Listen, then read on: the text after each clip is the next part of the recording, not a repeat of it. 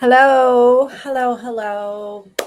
I'm so happy to be here with you on this Saturday. And I want to offer some gratitude to a poet, James Cruz, who I was lucky enough to get to meet in person earlier this year when we did a little tiny bit of traveling to some workshops with my wonderful friend Rosemary Watola Tromer. And I had asked if it's okay to share his poetry. And he said yes. And so I wanted to bring you a poem today that I saw he had posted earlier this week. And it's really been living with me. I printed it out immediately and taped it up on the wall. And I want to share it with you. And there's also a special reason I want to share it with you today, which I'll tell you as a little memory and celebration of life for someone that I know. So his poem, and again, it's James Cruz, and it's called Staying True. Though they've begun to shrink and shrivel, the echinaceas I saved from the killing frost last night still send out their honeyed scent, filling the whole room. And I think, let me be that stubborn, that reckless, with whatever time I have left, staying so true to myself. I keep trying to make this world a kinder, more beautiful place, right up to my final breath. I'm going to read it again because it's so short and it's so beautiful and it's so true. Staying true. Though they've begun to shrink and shrivel, the echinacea I saved from the killing frost last night still send out their honeyed scent, filling the whole room. And I think, let me be that stubborn, that reckless, with whatever time I have left, staying so true to myself. I keep trying to make this world a kinder, more beautiful place, right up to my final breath. It is so gorgeous. Thank you, James. I mean, James, I don't know, many of you do follow him. And if you don't, for some reason, make sure you do. He freely gives so much of his poetry online.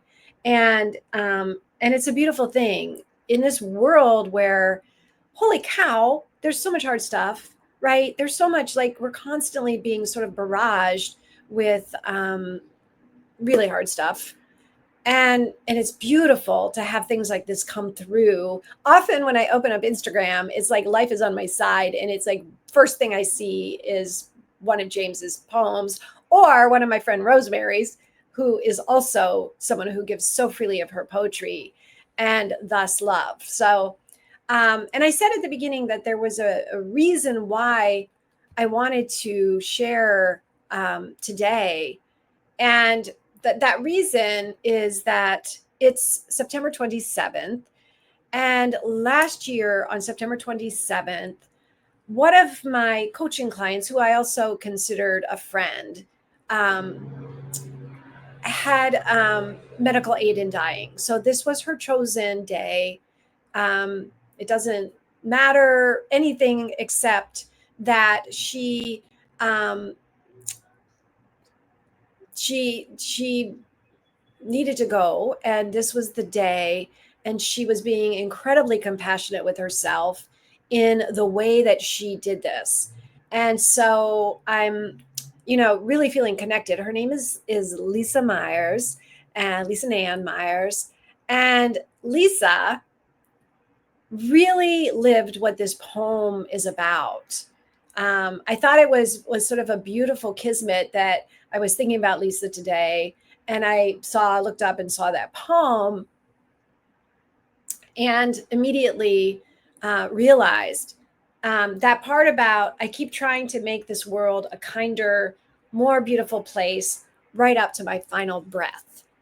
Let me tell you what Lisa did. So when she scheduled the medical aid in dying, she set out to then create, I don't know how many she did, but she set up a number of, either in person or on video if people were far away, connection times with people that she loved, people who had impacted her life, people who had been important to her. And she did, many of you know that the cornerstone of my work is called a love list. So it's a very specific list of reasons why you love somebody.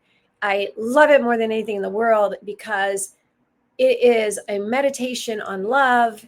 It is a gift for someone. It is a joy practice for ourselves. It is a way that we train our brains to look for the good. And it doesn't cost anything to do. So you can make a love list for anybody in your life at any moment. I was going to say all you need is a pencil. You don't even need a pencil. You could get the audio recorder on your phone and do it. I've done that many times. And Lisa wanted to give people in her life the live experience of a love list. She wanted to meet with people and to share with them why she loved them and how they had impacted her life. So up until her very last breath, this is what she was doing. And I was so struck by how beautiful this is. And I was lucky enough to get to have one of those calls. And it was amazing because not only, which was really wonderful. I mean, of course, not only was it wonderful to receive from her all of that love, but I got to give it back. I got to tell her, let me just tell you a couple of things about Lisa Myers. The reason she was my coaching client is that she just was just like one of the most creative people I know. And she always, she always had these great ideas and she reached out for support. Bless her heart. Like we all need to do that. So she reached out for support in like enacting some of these. One of them was she wanted to create and give out buttons that said, be you. She wanted to encourage people to be themselves. And she made a big sign and she made the buttons and she did all these other things surrounding it. And she created this Be You campaign because she wanted to bring the world love. She wanted people to know that who they are is beautiful and lovable and acceptable and marvelous. And that's just one example. So I got to share with her, of course, the impact of so many of the times that we had talked. And I got to be sort of the co-conspirator in some of these beautiful, creative expressions that she put out in the world. And so I wanted to take the time today because I think it's really important that after people pass away, that we can keep their spirit alive. It really, and not to get too woo-woo here, but I feel like, we don't know. I don't know. Maybe you do. I don't know what happens after we die. But I do know that there's a very beautiful energy that each of us carries. And that I believe that energy still exists somehow, somewhere. And I think it's important to keep the beautiful uniqueness. And each of us has that, each of us has that thumbprint alive. And so when I think of Lisa, I'm going to tell you, right? I've already told you one, that she spent her final 2 weeks in conversation with people about why she loved them. That she, even way, way, way before she became really ill, before she was ill, even before that, she was creating ways to be out in the world and to encourage people to love themselves, to appreciate their lives. Another thing that I just want to say that I would love to just always remember about Lisa is that when we did our Zoom call, it was, I don't know, like 2.5 hours long that we were on Zoom, that she told me that I asked her if there's anything that she wished she had done in her life that she hadn't had a chance to do. And she said, well, I always wanted to learn how to draw. And I was like, let's draw together, right? Like, let's like make that happen right in this moment. I've never been someone who knows how to draw either. So we started just drawing on our call, like, oh, let's draw a cat, let's draw a tree, let's draw,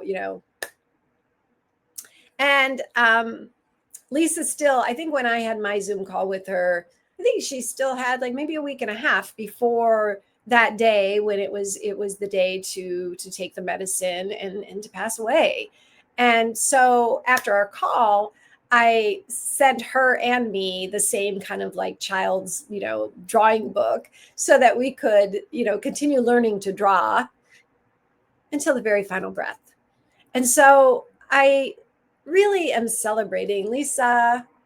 So today was the day last year that she passed away, and her birthday is actually just coming up in another week. And so I'm sort of celebrating her spirit for both of these occasions. But like, think about that. Like, what a beautiful, beautiful final breath to know that you have loved well throughout your life, and to know that you've continued to love well until that final breath. So I think I'm going to read James's poem one more time, just because it's so beautiful, and it really speaks to a commitment that I want to make, right? And Staying True by James Cruz. Though they've begun to shrink and shrivel, the echinaceas I saved from the killing frost last night still send out their honeyed scent, filling the whole room. And I think, let me be that stubborn, that reckless, with whatever time I have left, staying so true to myself. I keep trying to make this world a kinder, more beautiful place, right up to my final breath. James Cruz. So I guess I'm celebrating Lisa Nan Myers, and I'm also celebrating James Cruz, because we all need so much love, and the world needs so much love. And I just wanted to send you off with the memory of someone who I feel really lived that, and I want to honor her spirit. And I also want to honor James, who daily is out there sending these poems that are poems of love and beauty and truth. And so, yeah. And I'm celebrating you for being here. Whoever's here watching now, whoever might watch later, whoever doesn't watch, but I'm still celebrating you, sending you energy. Thank you. Bye-bye.